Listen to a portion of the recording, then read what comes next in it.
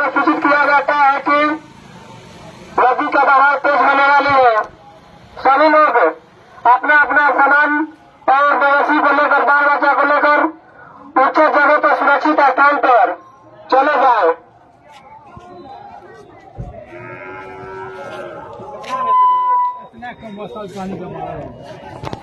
Hello, अति आवश्यक सूचना है। सभी आम नागरिक, जनप्रतिनिधि और संबंधित व्यक्तियों को सूचित किया जाता है कि आज दिनांक 26/8/26 को दिन में 3 बजे से लेकर 5 बजे के बीच में गंडक नदी के जलस्तर में वृद्धि होने की संभावना है। ऐसा सूचना हम लोगों को मिला है। अतः आप सभी लोग को सूचित किया जाता है कि गंडक नदी के आसपास के दियारा क्षेत्र या सुदूर क्षेत्र में रहने वाले सभी ग्रामीणों से अपील है कि वे अत्यंत सतर्क और सावधान रहे।